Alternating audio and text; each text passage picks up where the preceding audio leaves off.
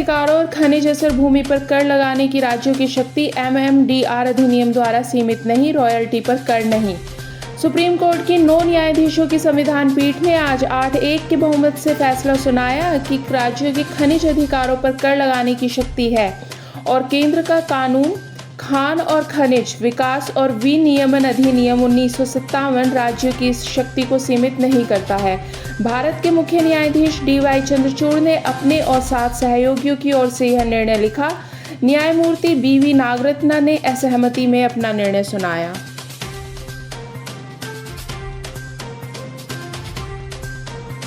महाराष्ट्र में भारी बारिश के कारण खड़कवासला बांध पुणे से पानी छोड़ना पड़ा। खड़कवासला बांध के जलग्रहण क्षेत्र में लगातार बारिश के कारण बांध 25 जुलाई को अपनी पूरी क्षमता तक पहुंच गया। पुणे के बांधों के जलग्रहण क्षेत्रों में भारी बारिश होने के कारण पिछले 48 घंटों में पुणे शहर में पानी उपलब्ध कराने वाले सभी 4 बांधों के जलस्तर में महत्वपूर्ण वृद्धि हुई है। इस मानसून में पहली बार खड़कवासला बांध का जलस्तर बुधवार को 95% पहुंचने के बाद सिंचाई विभाग ने मूठा नदी में पानी छोड़ा है।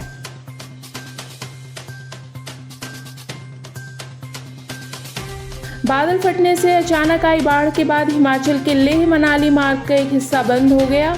मनाली क्षेत्र में अंजनी महादेव नाले पर बादल फटने के कारण राष्ट्रीय राजमार्ग 3, जिसे लेह मनाली रोड भी कहा जाता है, पर धूंधी और पलचान पुल के बीच का हिस्सा प्रभावित हुआ है।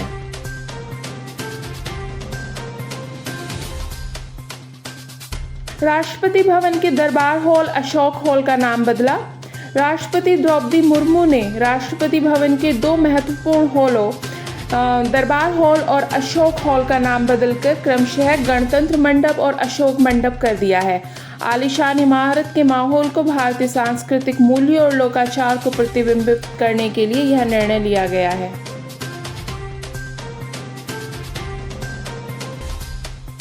एक अपडेटेड यात्रा सलाह में अमेरिका सरकार के राज्य विभाग ने भारत में अमेरिकियों से कुछ देश के हिस्सों की यात्रा करने से बचने और पूर्वोत्तर राज्यों की यात्रा पर पुनर्विचार करने का आग्रह किया है। 23 जुलाई को जारी की गई एडवाइजरी को पूर्वोत्तर राज्यों की जानकारी के साथ अपडेट किया गया था, जिन्हें स्तर 3, जिसमें यात्रा पर पुनर्विचार किया जाता है, के तहत रखा गया है। जिन क्षेत्रों से अमेरिकी नागरिकों को पूरी तरह बचने के लिए कहा गया है, उनमें केंद्र शासित प्रदेश जम्मू और कश्मीर, भारत पाकिस्तान की सीमा, मध्य और पूर्वी भारत के हिस्से और मणिपुर शामिल हैं। इन्हें स्तर 4 में रखा गया है, जिसका मतलब है कि वहां की यात्रा ना करें।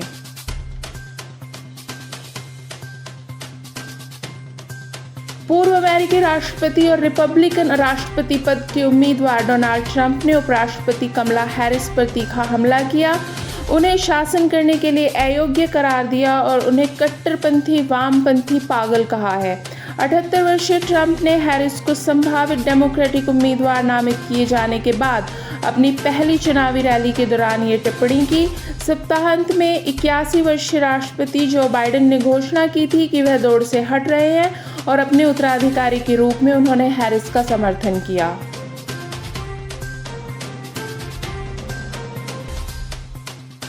अमेरिकी कांग्रेस के संबोधन के दौरान नेतन्याहू ने गाजा में संपूर्ण जीत की कसम खाई, प्रदर्शनकारियों को ईरान के उपयोगी बेवकूफ करार दिया। इजराइल के प्रधानमंत्री बेंजामिन नेतन्याहू ने बुधवार को हमास के खिलाफ संपूर्ण जीत हासिल करने का संकल्प लिया। अमेरिकी कांग्रेस के संयुक्त सत्र में अपने चौथे संबोधन में नेतन्याहू ने इजराइल गाजा युद्ध के अमेरिकी विरोधियों को बेवकूफ बताया। अपने भाषण के दौरान उन्होंने इस बात पर जोर दिया कि जीत नजर आ रही है और उन्होंने कहा कि हमास को हराने के अगले दिन एक नया गाजा उभर सकता है।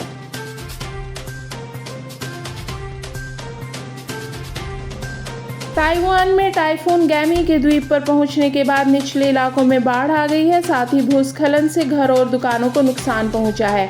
तूफान ने वेस्टर्न पैसिफिक क्षेत्र को अपनी चपेट में ले लिया, जिससे फिलीपींस में बाढ़ और भूस्खलन में 22 लोगों की मौत हो गई और ताइवान में 3 लोगों की मौत हो गई है, जबकि 220 से अधिक लोग घायल हो गए।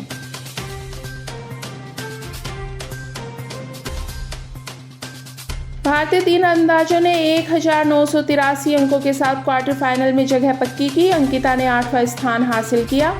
अंकिता भक्त ने भारत को महिलाओं के क्वार्टर फाइनल में पहुंचाया, क्योंकि शीर्ष वरीयता प्राप्त भारतीय तीरंदाज ने गुरुवार को पेरिस गेम्स 2024 में तीरंदाजी रैंकिंग श्रृंखला में 11वें स्थान पर कब्जा करने के लिए अपने सीजन के सर्वश्रेष्ठ 666 अंक दर्ज किए।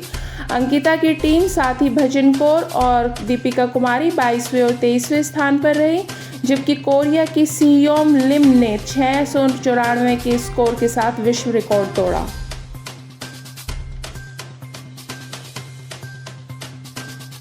पेरिस ओलंपिक 2024 उद्घाटन समारोह कल आयोजित होने वाला है, लेकिन भारतीय तीरंदाजों का 2024 पेरिस ओलंपिक में देश का अभियान आज से शुरू हो गया। महिलाओं की स्पर्धा के बाद पुरुषों की व्यक्तिगत रैंकिंग राउंड आज होगा, क्योंकि भारत के सभी 6 तीरंदाज यथासंभव अनुकूल वरीयता प्राप्त करना चाह रहे हैं।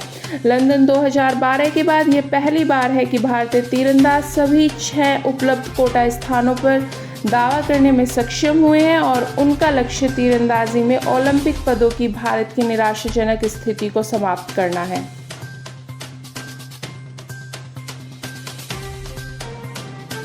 फिर आई हसीन दिलरुबा ट्रेलर। जयप्रद देसाई द्वारा निर्देशित और कनिका ढिल्लों द्वारा लिखित यह सीक्वल तापसी और विक्रांत द्वारा चित्रित स्टार पार प्रेमियों के जीवन में और भी गहराई से उतरने का वादा करता है।